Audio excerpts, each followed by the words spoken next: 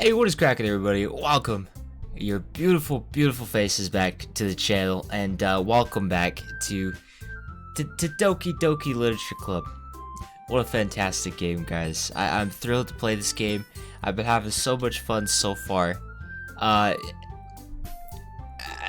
I said in the first episode, the game had a warning at the beginning of it that said, it said like warning, not suitable for children. Or for people with I don't know, people that are depressed or something like that, I believe.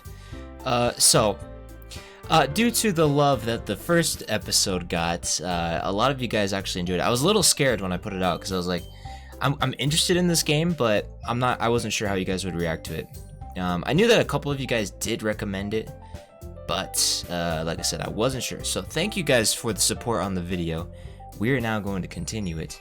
And oh boy, we are going back into it. Where we left off, we just finished our first what is it? First club meeting, where we read each other's poems and stuff. And now we're writing another one, I guess. Hint: you can use the skip button to fast forward through text you've already read. That's nice. Okay, we're making a new one here. I already forgot. I already forgot which ones I like. Okay, no, I do remember. So her right here, she likes dark, edgy, horror, creepy stuff. She's the weird one. We're gonna keep our distance from her, if at all possible. She is the cute one. She likes pure stuff, candy, sweet items. And then there is Sayori, who I actually don't remember. These two are really similar if I remember right. But let's just get into it. Kiss. Yep. Cute one. Excitement. Scars. Scars? What? I could have swore scars would be for her. Existence. There you go. Journey. Doki Doki. That's interesting. Depression. Yikes. Alone. Desire. Amazing. Vivacious. Charm. Bunny. There you go. Philosophy, massacre, disoriented, laugh, treasure. Oh yeah, if you guys don't know what I'm doing right now, I'm making the poem to show to them, and then based off the words that I choose, it shows who I'm favoring more, or who I'm gearing the poem more towards, I guess. Melancholy. Lucky. Strawberry. Bouncy? Ribbon. Shiny. Wow, it's all Natsuki. Breathe. Nice. Valentine, that's cute. We're going for a cute love poem. That's what we're going for. Secretive. Ooh. Passion. Childhood, promise, cheer, fantasy, calm. Rose. Kitty. Oh boy. Oh boy, oh boy. Another day passes, and it's time for the club meeting already. I've gotten a little more comfortable here over the past couple of days. Entering the club room, the usual scene greets me. Hi, you boy Bades. That's the name I made, I forgot about that. Yo, Sayori. Looks like you're in a good mood today. Ihi. I'm just still not used to you being in the club, that's all. I see. That's a pretty simple thing to get you in a good mood. But I guess it's always the simple things with you anyway. Speaking of which, I'm kind of hungry. Will you come with me to buy a snack? No thanks. I'm gonna have a pass. Eh? That's not like you at all. I have my reasons. Why don't we take a look at that purse, Sayori? Eh? Why that all of a sudden? No reason really. I just wanted to look at it. Oh, she wants me to buy her snacks. Sayori nervously retrieves her coin purse. She fumbles with the latch and gets it open. Then she turns it upside down and lets its contents spill onto the desk. Only 2 small coins fall out. Ahaha. I knew it. I could see right through you, Sayori. That's not fair. How did you even know? It's simple. If you had enough money in the first place, you would have bought a snack before coming to the club room. So either you're not hungry and wanted an excuse to take a walk, or you plan to conveniently forget that you've spent all your money so that I would lend you some. But there's one more thing. You're always hungry. And so that only leaves the one option. What? I give up. Don't make me feel guilty. If you feel guilty, that means you deserve to feel guilty. Aha. Oh, Yuri, the weird one. Yuri suddenly giggles. Eh? I didn't notice that she was listening in. Her face is in her book as always. Aha. I wasn't listening or anything. It was just something in my book. Yuri, tell your boy Bades to let me borrow some money. Don't get me involved like that, Sayori. Besides, you should only buy what you can responsibly afford. Wow, a model student. And frankly, after pulling a mischievous little stunt like that, your suffering is fair enough retribution.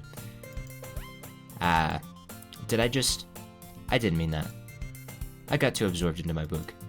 Ooh. Ahaha. These weird sound effects. I really like when you speak your mind, Yuri. It doesn't happen much, but it's a fun side of you. There's no way you could think that. You were right, though. I did something bad, and now I have to accept the retribution. Still coming from you, Saudi. I guess there's a little devil inside us all, isn't there? Don't let her fool you. Sayori knows exactly what she's doing. After all, she told you guys she was bringing me to the club before she even told me. But you wouldn't have come if it weren't for the cupcakes, that is true. So I had to trick Natsuki into making them. Come on, give me more credit than that, Sayori. Pwap. Kya. Out of nowhere, something smacks Sayori in the face and tumbles onto the desk. Ow! What was... A cookie? Sure enough, it's a giant cookie wrapped in plastic. Sayori glances around. Is this a miracle? It's because I paid my retribution. Actually, that one almost worked. Ahaha. I was just gonna give it to you, but then I heard you blab about the cupcakes. It was totally worth seeing your reaction though, ahaha. Natsuki, that's so nice of you. I'm so happy. Sayori hugs the cookie. That's a little weird to hug a cookie. Geez, just eat it. Sayori rapidly tears open the wrapper and takes a big bite. So good. Oomph. Sayori suddenly clasped her hands over her mouth. I bit my tongue. You're going through a lot over just one cookie. Natsuki takes a bite of her own cookie. Ah, yours looks really good, Natsuki. Can I try it? Jeez. Beggars can't be choosers. But yours is chocolate. Yeah, why do you think I gave you that one? Fine. Still, I'm really happy that you shared this one with me. Sayori gets out of her seat and goes behind Natsuki, then wraps her arms around her. Aw, jeez. I get it. Cookie still in hand, Natsuki reaches up to nudge Sayori off of her. Sayori suddenly leans down and takes a bite out of Natsuki's cookie. Hey? Did you seriously just do that? Ooh-hoo-hoo-hoo. Mouthful, Sayori trots away to safety. Yuri and I laugh as well. Jeez, you're such a kid sometimes. Monika, can you tell Sayori? Natsuki glances around. Monika isn't in the club room. Where's Monika anyway? Good question. Have any of you heard anything about her being late today? Not me. Yeah, I haven't either. That's a bit unusual. I hope she's okay. Of course she's okay. She probably just had something to do today. She's pretty popular after all. You don't think she has a... Aha, I wouldn't be surprised. She's probably more desirable than all of us combined. Debatable, I'll say that. That's true. Excuse me?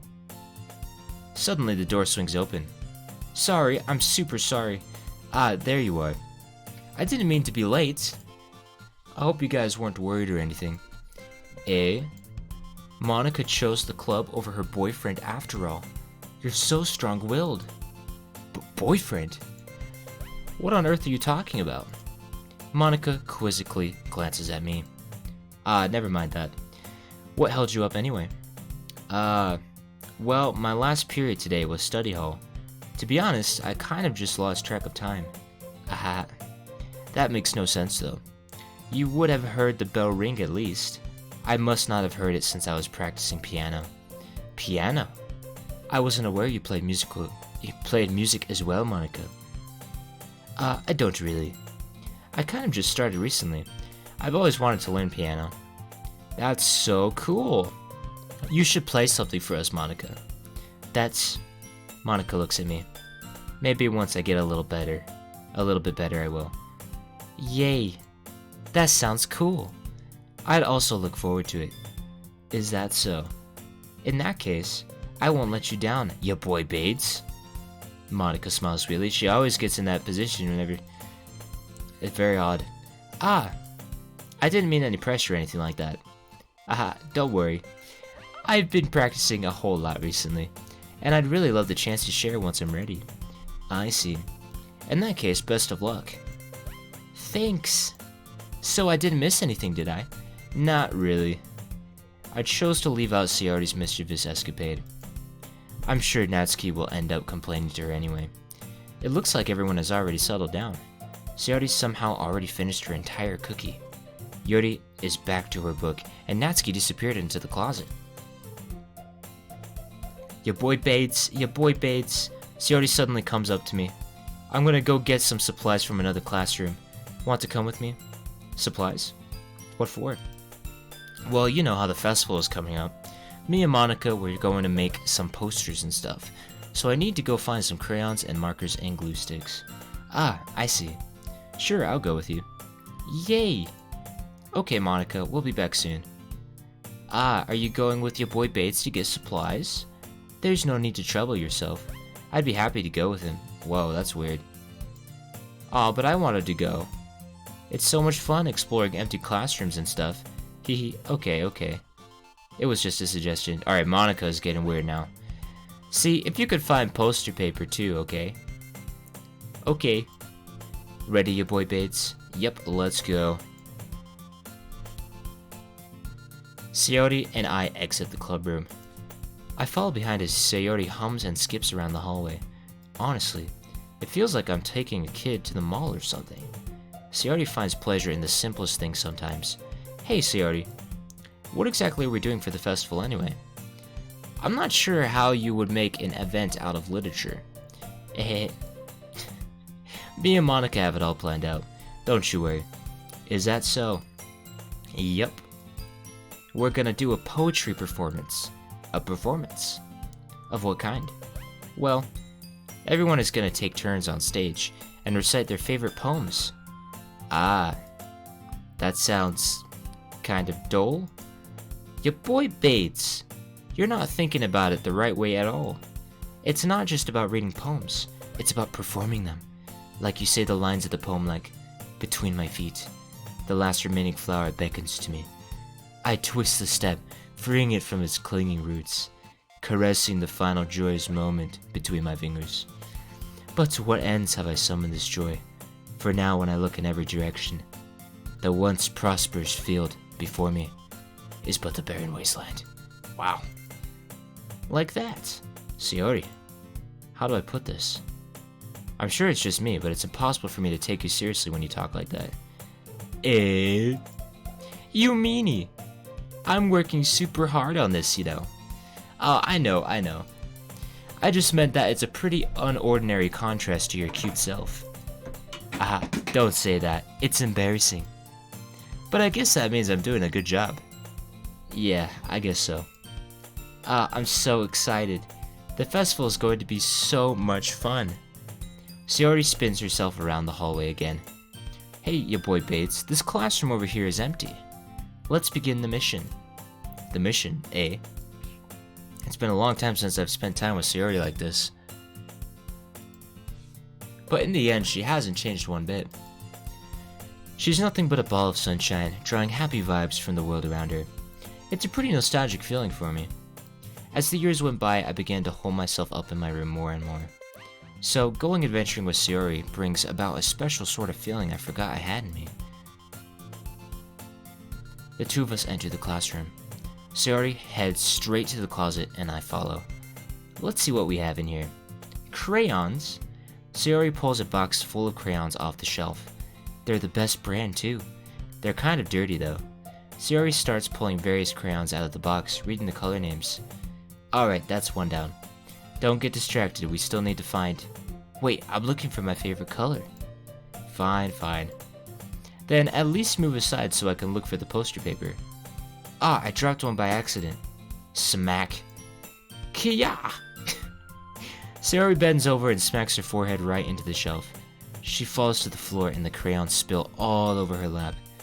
Ow! You okay? My forehead. Sayori clutches her forehead. Geez, Sayori. That's just like you, isn't it? Come on, let me see. Sansori is sitting on the floor. I grab her by the waist and pull her out of the closet. You have to move your hand, Sayori. But it hurts. Just do it for a second. Sayori slowly releases her hands from her forehead. I gently brush her bangs to the side. Ow! Sorry. There's a huge red mark on the center of her forehead. A bump is starting to form as well. Man, that's gonna swell up. I should find you some ice. Your boy Bates. Where would I even find ice around this time? I guess a cold drink would do. You don't have to. I'm fine with looking like a unicorn. Even wincing from the pain, Sayori makes a silly joke. What are you saying? I'll be right back, okay? Okay. I pat Sayori on the shoulder and run out into the hallway. I locate the nearest vending machine. What should I get? It doesn't really matter since it will be used as an ice pack rather than to drink. But I know Sayori likes apple juice, so I purchased that one. In just a moment, I'm already returning to the classroom where I left Sayori. She has one palm on her forehead and is using the other hand to clumsily scoop crayons back into the box. At least they were already in the wrong spots before I spilled them. Sayori, here. I hand Sayori the bottle of apple juice. It's nice and cold. Sayori opens the cap and starts drinking it. Sorry, what are you doing? It's for your forehead, idiot. Sorry, I forgot. How hard did you hit your head? Sayori places the bottle against the bump on her head. It stings. Just bear with it, it'll feel better soon. Looks like you cleaned up most of the crayons, so that's good. Hey, your boy Bates. This kinda reminds you of growing up, doesn't it? What do you mean? You know how we used to play outside all the time. I would always try to keep up with you. You were kind of oblivious in some ways, like I usually fell behind or had trouble climbing on the things you did. But sometimes when I tried to do things I couldn't, I would get myself hurt. I'd fall and scrape myself or get a bump. And I would start crying really hard. Aha.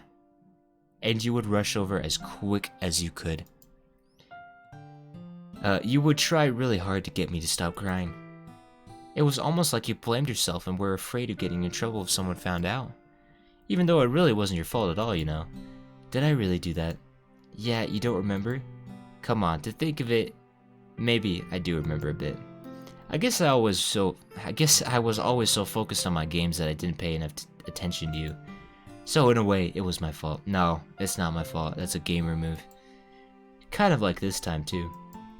If I wasn't rushing you out of the closet, you probably wouldn't have hit your head. Your boy Bates. I don't think you realize it, but you're always thinking about other people. Even after all these years. You're rushing to help me, even though I'm just being clumsy. You're really a sweetheart. Don't call me that. And I don't really do this kind of thing all the time. I guess when it comes to you, it just feels natural. Before I even know it, I'm treating you like that. I guess that's what happens when you've been friends for so long. Really? Maybe you're right. Your boy Bates. I'm so glad that nothing's changed between us. Do you think it'll be like this forever? Forever? If I'm honest to myself, there's no telling where we'll each end up for college or after that, so it wouldn't be fair for me to make any promises. But, well, I hope so. It's been this long already, right? I can't imagine you ever changing, so my hopes are up. I'm so happy. Sayori has a whimsical expression in her eyes. We remain silent for a moment. She's so silly and clumsy on the outside that when I see her deep in thought like this, it makes me not want to disturb her. I guess we should go back. I don't want to worry Monika, you know. Good luck with that. She's gonna see your forehead either way. Not if I hide it under my bangs. Sari hops to her feet. Ah! She clutches her forehead again. Don't stand up so fast after hurting yourself. Ooh. Well, I guess it's too late now. Anyway, let's go. I follow Sari out of the classroom. Sari plays with her bangs to try to hide the bump, but without much success. In a moment, we make it back to the classroom, or clubroom. Ah, you're back. Good timing. I was just about ready to start with our sharing our poems. Hey, Sari, your forehead. She's fine, don't worry about it. I was playing with the crayons and smacked my forehead into the shelf. ... Well, anyway. Were you able to find everything we needed? Uh-huh, I have it right. Eh? Sari frantically glances around herself. I forgot all of the stuff. Calm down, Sari. I have it all right here. I found the poster paper too. Ahaha. Sounds like you ended up doing all the work, you boy Bates. Ah well, Sari. I failed to come up with excuse, Sari. I made it an adventure. Yeah, that. Ahaha. Okay. In any case, good work. I'll start working on the posters tonight. Me too! Okay, everyone. Are you ready to share your poems? Guess I should grab mine. After making sure the crayon box is closed tightly, I return to my seat. Who should I show my poem to first? I think we should show it to... I want to show it to Sayori first. No, we'll show it to Natsuki first. Well, it's not really any worse than your last one. But I can't really say it's any better either. Phew. Huh, phew what? Well, anything that isn't a train wreck, I'll take as a win. And I get the feeling you're probably the most critical. Hey, what makes you... Wait, maybe that was a compliment. Ha, glad to see someone recognizing my experience. Well, then keep practicing and maybe you'll be as good as me someday. That's, Something tells me Natsuki completely missed the point. Come to think of it, this kind of reminds me of Sari's poem from yesterday. Eh, you think so? Yeah, well, I guess if you've been friends with her for so long, you might be on the same wavelength. But she never really struck me as her type. Sari has a type all of a sudden? Well, I don't know, but honestly, how can someone so, fluffy, spend so much time with someone like you? It's like she's dragging around a dead weight. That was a little unnecessary. But think of it this way. If it weren't for me, she would probably just fly away like letting go of a balloon. You could say we each take each other. Man, my bad, guys. You could say we each take care of each other in our own way. Whatever it is, I don't get it. Oh yeah, I guess I'm supposed to show you my poem. Here. Amy likes spiders. You know what I heard about Amy? Amy likes spiders. Icky, wriggly, hairy, ugly spiders. That's why I'm not friends with her. Amy has a cute singing voice. I heard her singing my favorite love song. Every time she sang the chorus, my heart would pound to the rhythm of the words. But she likes spiders. That's why I'm not friends with her. One time I hurt my leg real bad. Amy helped me up and took me to the nurse. I tried not to let her touch me. She likes spiders, so her hands are probably gross. That's why I'm not friends with her. I'm having so much trouble reading right now. Amy has a lot of friends. I always see her talking to people. She probably talks about spiders. What if her friends start to like spiders too? That's why I'm not friends with her. It doesn't matter if she has other hobbies. It doesn't matter if she keeps it private. It doesn't matter if it doesn't hurt anyone. It's gross, she's gross, the world is better off without spider lovers. And I'm gonna tell everyone. Wowzers. Not bad, right? I have to put on my glasses, guys. My gaming glasses. Not bad, right? It's quite a bit longer than yesterday's. Yesterday's was way too short. It's just warming up. I hope you didn't think that was the best I can do. No, of course not. Anyway, the message is pretty straightforward in this poem. I doubt I have to explain it. Sometimes you can explain complicated issues with much simpler analogies. And it helps people realize how stupid they're being. Like anyone would agree that the subject of this poem is an ignorant jerk. Do you know people like that? Of course, it's about how everyone thinks That doesn't matter. It can be about anything. I wrote it to be easy to relate to. Everyone has some kind of weird hobby or a guilty pleasure. Something that you're afraid if people find out, they'd make fun of you or think less of you. But that just makes people stupid. Who cares what someone likes as long as they're not hurting anyone and it makes them happy? I think people really need to learn to respect others for liking weird things. Well, you're definitely right. At least I can relate to that. And I'm sure a lot of other people can too. It's what I do best, after all. I don't like writing unless there's a good message to take away from it. Like, conveying emotions is important, but I want to make people think, not just feel. Remember that. I'm gonna write a good one for tomorrow too, so look forward to it. Okay. Next is Sayori. ... Your boy Bades. I really love your poems. I can't believe you've been hiding these from me. I'm not hiding anything. But your poems are so good. Yesterday's and this one too. You can't tell me you haven't done this before. I mean, you're really the only one who feels that way, so... No way. Not even Natsuki? Well, I guess Natsuki is the least likely to admit how much she likes something. But I don't think it's that. What do you mean? Well, I guess I'll be honest about it. It's a lot easier to write poems when I'm thinking about you. Whoa. What? Stop thinking weird things, idiot. I just mean that you're a really expressive person, I guess. How am I supposed to write poems about my own stupid life? But you somehow make everything in your life an adventure.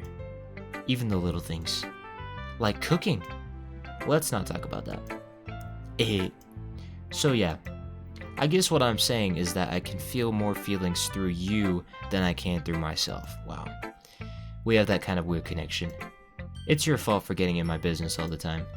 I don't know if I understand. Sigh. You never understood when I tried to explain things, do you? Explain things to you, do you, Sayori? I pat Sayori's head.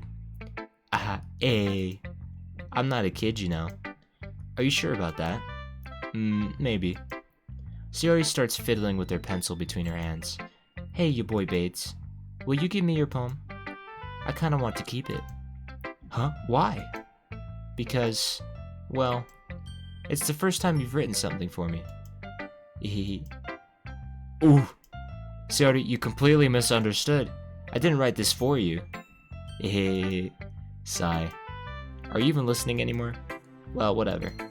I'll give it to you when we get home. Really? Snap. I broke my pencil. Sayori hastily bends down to pick up the piece she dropped.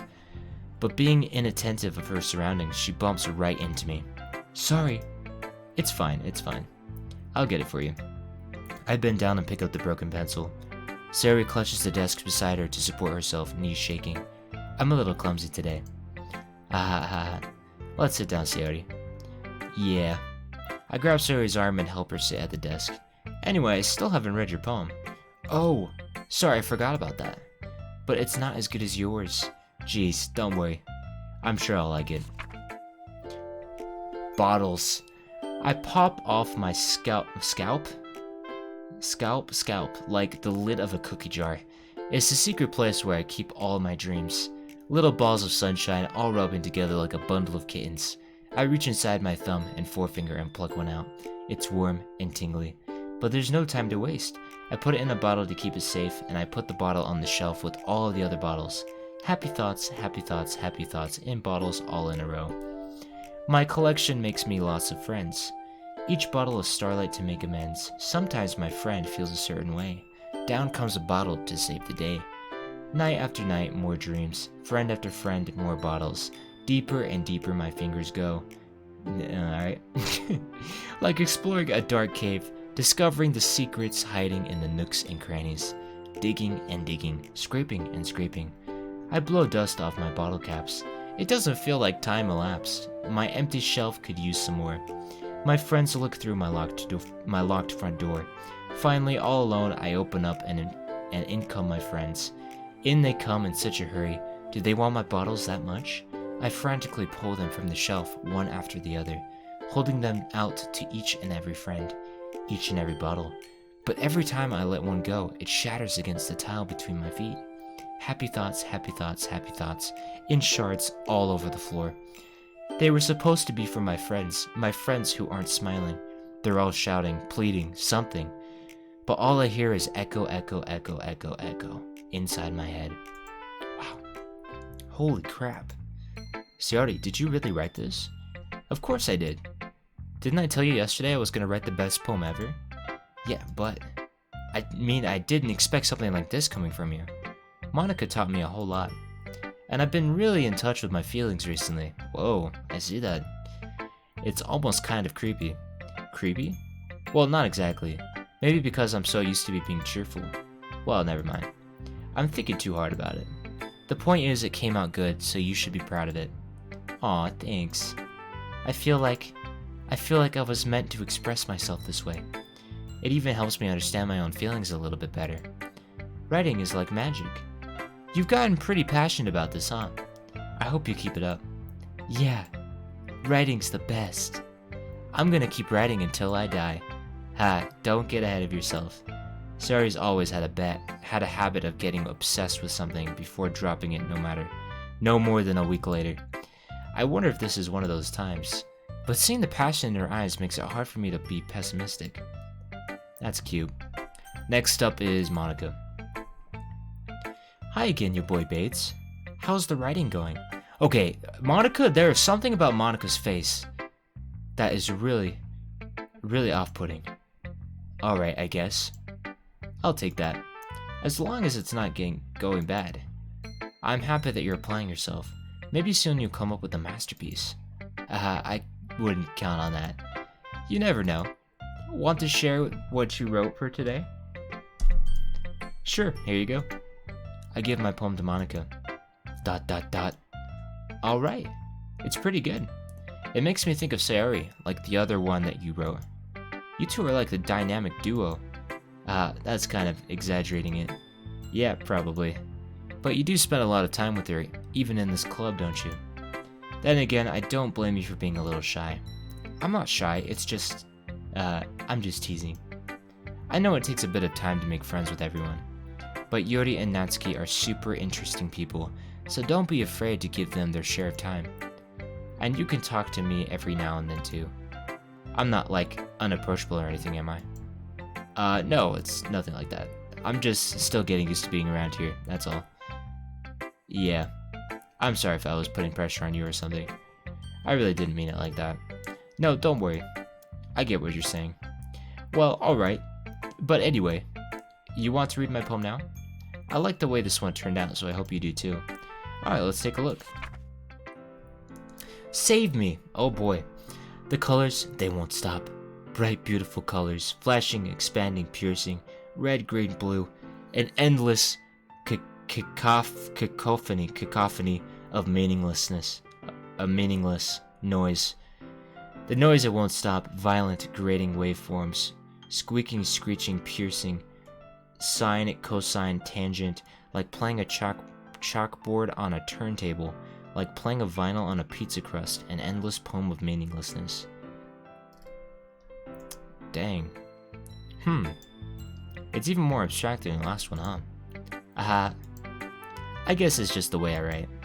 I'm sorry if you don't like it. No, I never said that. It's just a kind of thing I never really seen before, I guess. I kind of like playing with my space on the paper. Choosing where and how to space your words can totally change the mood of a poem. It's almost like magic. The way I wrote the lines are really short makes it feel like they're trying to speak over the noise. I see. It's still hard for me to tell what it's about, though. Sometimes asking what a poem is about isn't the right question. A poem can be as abstract as a physical expression of a feeling, or a conversation with the reader. So putting it in that way, not every poem is about something. Anyway, here's Monika's writing tip of the day. Sometimes you'll find yourself facing a difficult decision. When that happens, don't forget to save your game. That's a very odd thing to say, Monika. You never know when you might change your mind. Or when something unexpected may happen. Wait, is this tip even about writing? What am I even talking about? What the hell? Oh no. It's begun. Aha! That's my advice for today. Thanks for listening. Oh no. Oh no. Yuri's up next. Hi Yuri. Let's see what you've written for today. ... Well done, you boy Bades. Your skills are already improving. Really? Thanks, Yuri. Coming from you, that means a lot. Eh?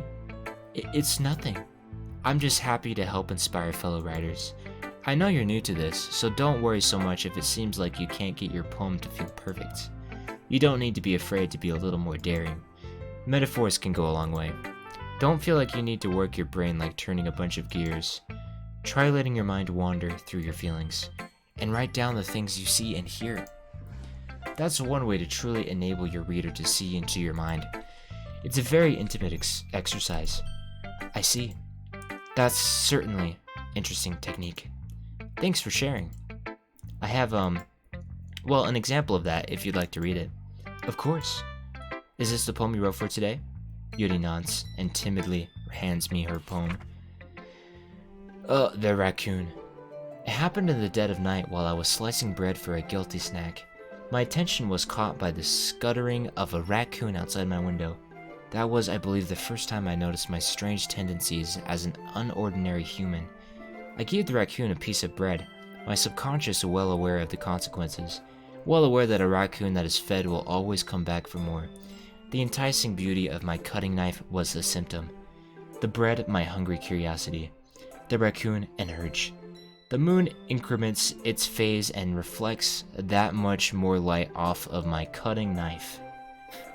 The very same light that glistens in my eyes of my raccoon friend. I slice the bread fresh and soft. The raccoon becomes excited. Yeah. Or perhaps I'm merely projecting my emotions onto the newly satisfied animal. The raccoon has taken to following me. You could say that we've gotten quite used to each other. The raccoon becomes hungry more and more frequently, so my bread is always handy. Every time I brandish my cutting knife, the raccoon shows me its excitement.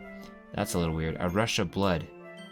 Classic Pavlovian conditioning. I slice the bread, and I feed myself again. That's a weird one. I was a little more daring with this one than yesterday's. I can see that. It's a lot more metaphorical. I don't know if it's my fault, but I can't begin to imagine what this poem is about. That's right. It's a bit closer to my preferred writing style, using the poem as a canvas to express vivid imagery and conveying emotions through them. Yeah, if I take it at face value, then I can't even figure out what it's supposed to mean. Well, I think it's something that different people can relate to in their own way. I wanted to express the way it feels for me to indulge in my more unusual hobbies. What are those hobbies, Yuri? Don't tell me you're murdering people, please. It's those sorts of things I'm usually forced to keep to myself. So I sometimes enjoy writing about them. Huh, that's funny. ... Didn't Natsuki also write something about that? About someone being ridiculed for a strange interest? Eh? She did? Yeah. She was talking about how it doesn't matter what you're into as long as you're not hurting anybody. She's right.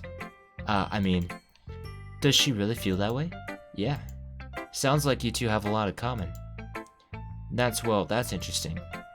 To me, she seemed like the kind of person who would make fun of my hobbies. But I suppose it's my fault for judging, isn't it? Please don't tell her I said that.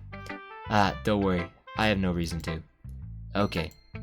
Well, thank you for sharing with me. After all, if I hadn't learned to embrace my own weirdness, I would probably hate myself. I might be ranting a little bit now. But I'm glad that you're a good listener. Aw, that's cute. Okay, everyone. We're all done reading each other's poems, right? I have something extra planned today, so if everyone could come sit at the front of the room. Uh-oh. Is this about the festival? Well, sort of. Do we really have to do something for the festival? It's not like we can put together anything good in just a few days. We'll just end up embarrassing ourselves instead of getting any new members. That's a concern of mine as well. I don't really do well with last-minute preparations. Don't worry so much. We're going to keep it simple, okay? We don't need much more than a few decorations. Shiori has been working on posters and I've designed some pamphlets we can give out during the event. Okay, that's great and all, but that doesn't tell us what we're actually doing this for. What we're actually doing for the event. Ah, sorry, I thought you heard about it already. We're going to be performing. Performing? Monika? Yeah, we're going to have a poetry performance. Each of us are going to choose a poem to recite during the event. But the cool part is, we're also going to let anyone else come up and recite poems too. Shiori's putting it on all the posters in case anyone wants to prepare ahead of time. Ihihi. Shiori, who's been coloring a poster, holds it up for us to see. Are you kidding me, Monika? You didn't already start putting those posters up, did you? Well, I did. Do you really think it's that bad of an idea? Well, no. It's not a bad idea. But I didn't sign up for this, you know. There's no way I'm going to be performing in front of a group of people like that. I agree with Natsuki. I could never in my life do something like that. Imagining it, Yuri shakes her head in fear. Guys. No, Shiori. I understand where they're coming from. Remember that Natsuki and Yuri have never shared their poems with anyone until just a couple days ago. It's a lot to ask for them to recite their poems out loud to a whole room full of people. I guess I kind of overlooked that. So, I'm sorry. ... But I still think we should give it our best. We're the only ones responsible for the fate of this club. If we start the event and each put on a good performance, then it will inspire others to do the same. And the more people who perform, the better we'll be able to show everyone what literature is all about. Yeah, it's about expressing your feelings, being intimate with yourself, finding new horizons, and having fun. That's right. And it's for those reasons that we're all in this club today. Don't you want to share that with others? To inspire them to find the same feelings that brought you here in the first place? I know you do. I know we all do. And if all it takes is standing in front of the room for 2 minutes and reciting a poem, then I know you can do it. ... Natsuki and Yuri remain silent. Shiori seems worried. I guess that leaves me no choice. I agree. I don't think it's too much to ask.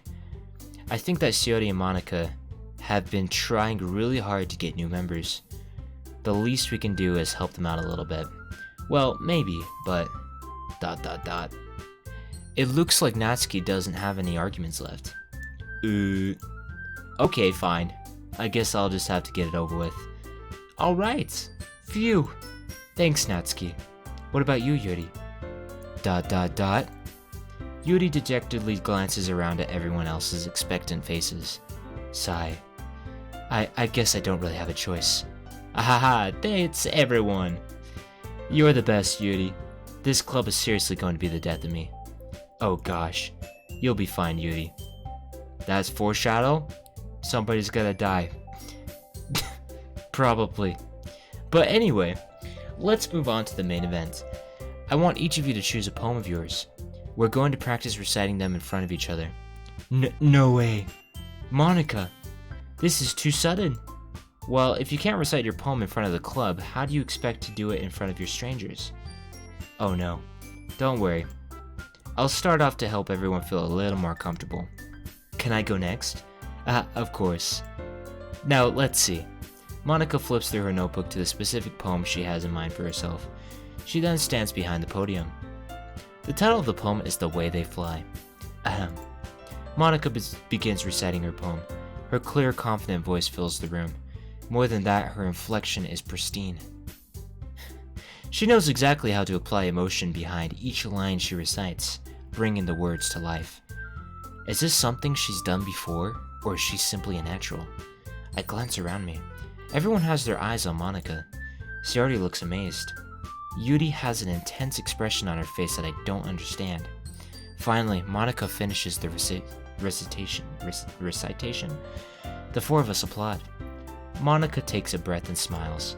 That was so good, Monika. Thank you very much. I was hoping to set a good example. Are you ready to go next, Sayori?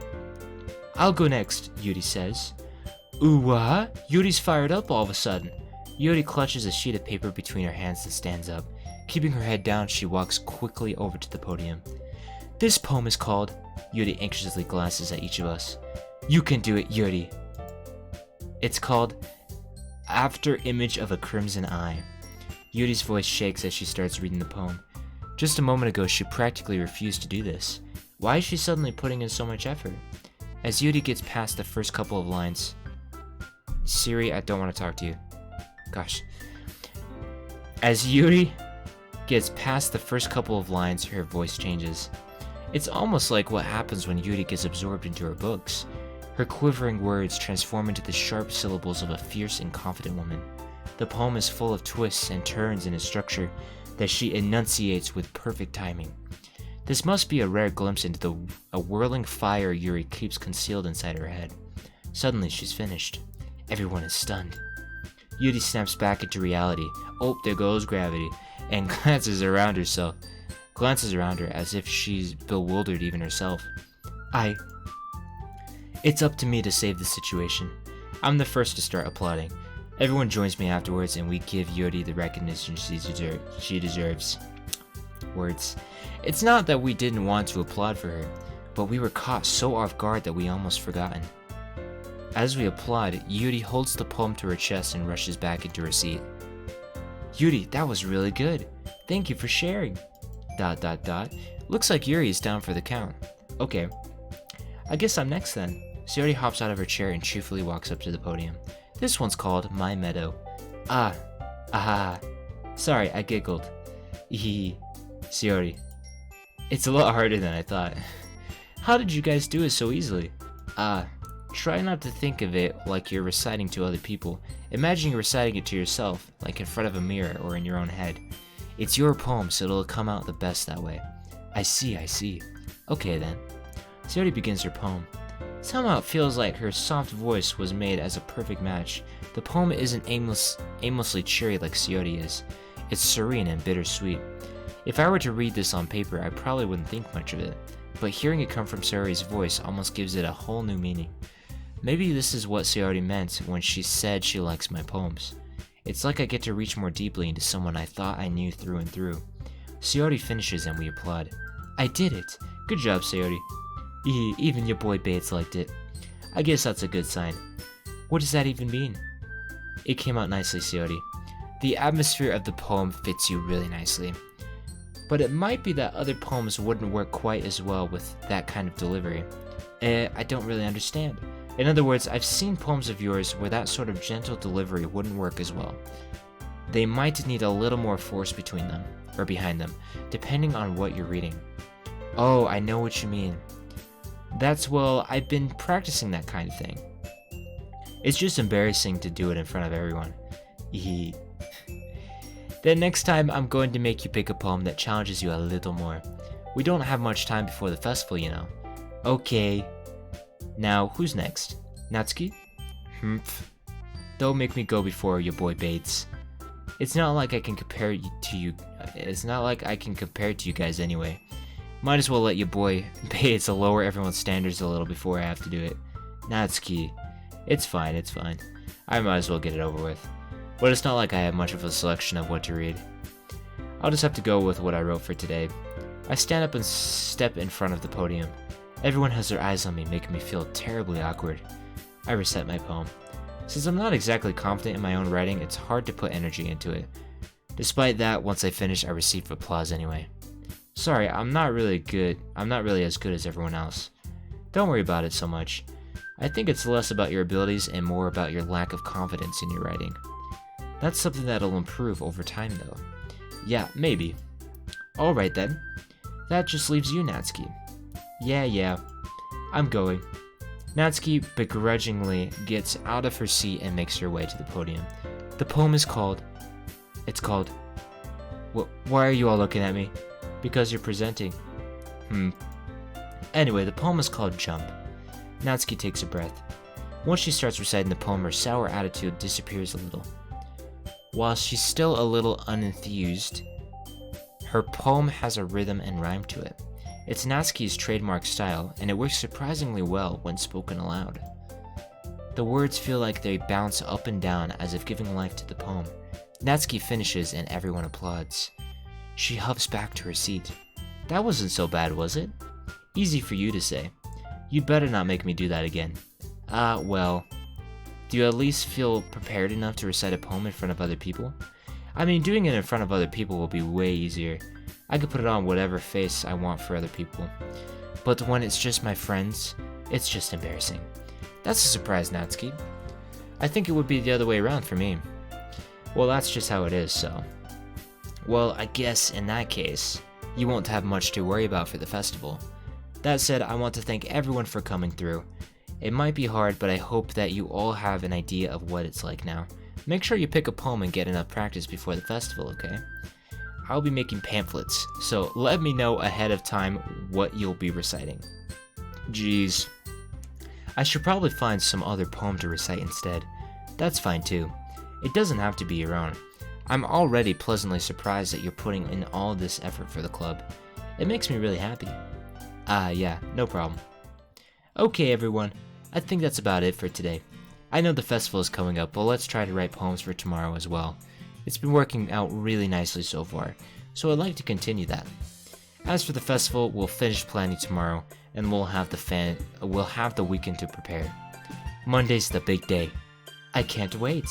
I can do this. I could do this. Alright. I stand up. There's no way I'll be able to find the same enthusiasm as Shiori and Monika, but I'll do my best to get through it. If it's for the sake of the club and impressing Monika, then I'll have to do my best. And that is where we'll end this one, guys. Thank you guys so very much for joining me in this video. If you made it this far, you were a real one.